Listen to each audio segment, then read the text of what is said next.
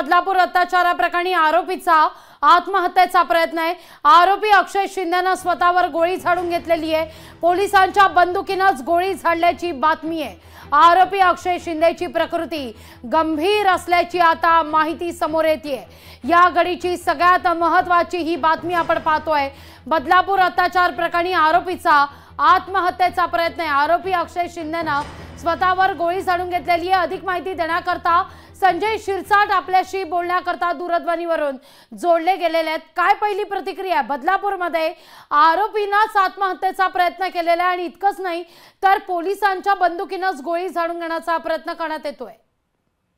नाही, पोलिसांची बंदूक हिसकवणं आणि गोळी झाडून घेणं इतरन जर तो कृत्य करत असेल तर यामध्ये पोलिसांचा थोडा हलगर्जीपणा आहे हे निश्चित जाणवतंय।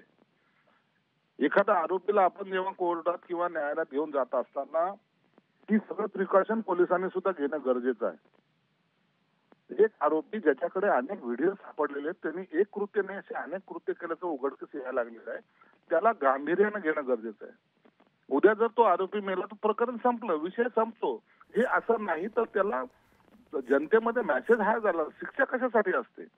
एक समाजामध्ये मेसेज गेला पाहिजे की जर असे कृत्य कराल तर तुम्हाला अशी शिक्षा होते। स्वतःवर गोळी झाडून घेतली, जीवन संपवलं, परंतु त्याच्यामुळे समाजामध्ये तो मेसेज जात नाही। आणि अशा वेळेला पोलिसांनी गांभीर्याने जर घेतलं नसेल किंवा हँडल केलं नसेल तर यातही त्याची थोडीच का होईना परिचूक लक्षात येते। रिव्हॉल्वर हिसकणं, त्याला ते चाप ओढणं किंवा पोलिसावर फायर करणं याला जो कालावधी लागतो त्यावेळेला हे सर्व काय हे प्रकाराला कोणी थांबवलं कसं नाही? अगदी अगदी थोडं शंका आहे। शिरसाट जी, तुम्ही या ठिकाणी फार महत्त्वाचा खरं तर मुद्दा उपस्थित केला। रिव्हॉल्वर हिसकवण्यात येते, गोळी झाडण्यात येते, त्यावेळी अर्थातच आसपास अनेक पोलीस अधिकारी असतील, वरिष्ठ पोलीस उपस्थित असतील, त्या ठिकाणी कोणीही का रोखला नाही हा मुद्दा उपस्थित केला जातोय। मुळात पोलिसांच्या या रोखण्यावर काही सवाल या ठिकाणी उपस्थित केले जात आहेत। सत्ताधारी आहात तुम्ही, तुमच्याकडे हे गृह खातं आहे, काय नेमकं घडलेलं आहे बदलापूरमध्ये? गृह खातं कुणाकडे काय नाही, परंतु पोलिसांनी आपल्या कर्तव्यामध्ये कसूर करता कामा नये। असे जे काही जे दुष्ट प्रवृत्तीचे लोक असतात त्यांना हँडल करताना हे सगळ्या प्रिकॉशन पाळल्या पाहिजेत। त्यावेळेला ज्या टाइमला ही घटना घडली त्यावेळेला मी जेव्हा चिडून बोललो होतो कायदा गेला उडत, यांना फाशीवर लटकवलं पाहिजे, रस्त्यात मारलं पाहिजे, तापकाने फोडलं पाहिजे, त्या टायमाला लोकांना वाटलं कायद्याच्या विरोधात बोलतात।